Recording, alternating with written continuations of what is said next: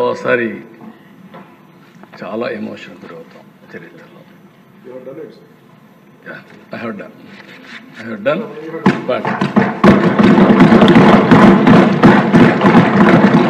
ఈరోజు ఈ అసెంబ్లీ సాక్షిగా ఒక్క నిమిషం అధ్యక్ష,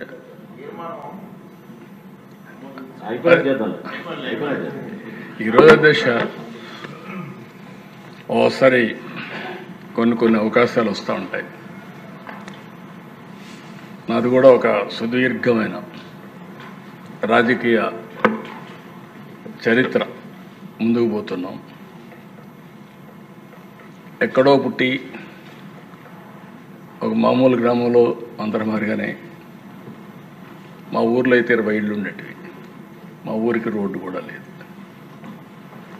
అప్పట్లో నేనేం చేసేవాడిని అంటే, రెవల్యూషనరీగా రోడ్డు వేస్తే బస్సు వస్తుందంటే ఆ రోడ్డు వేయించడానికి ఇంటికి ఒక ఎడ్ల బండి కట్టి మట్టి తోలేవాళ్ళం. తోలి మళ్ళా వాళ్ళని బస్సు వేయించుకునేవాళ్ళం. అది ఒకటే బస్సు వచ్చేది. అది ఎప్పుడో తెల్లవారితో వచ్చి మళ్ళీ సాయంత్రం వచ్చేది. అలాంటి ఊర్లో పుట్టి సరే విద్యార్థి దశ నుంచి ఫైట్ చేసి అక్కడి నుంచి ఎదిగి అంచెలంచెలుగా ఈరోజు కొన్ని నిర్ణయాలు తీసుకొని, ఒక పక్క నిన్నే బిల్ గేట్స్తో మాట్లాడితే ఒక వండర్ఫుల్ ఎక్స్పీరియన్స్.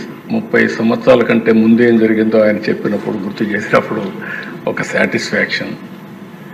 ఇక్కడికి వచ్చినప్పుడు ఒక సామాజిక న్యాయానికి, వెనుకబడిన వర్గాల కోసం కానీ, షెడ్యూల్ కులాల కోసం కానీ, షెడ్యూల్ తెగల కోసం కానీ, మైనారిటీ వర్గాల కోసం ఎక్కడ పేదవాళ్ళు ఉంటే అక్కడ మనం ఉండాలనే ఉద్దేశంతో ఈ జర్నీ అంతా ప్రారంభించాం.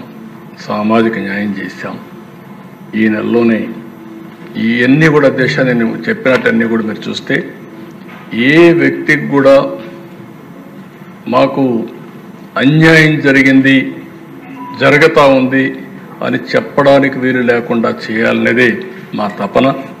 నా తపనకు సహకరించినటువంటి పవన్ కళ్యాణ్ గారికి, బీజేపీకి కూడా మనస్ఫూర్తిగా ధన్యవాదాలు తెలియజేస్తున్నాను.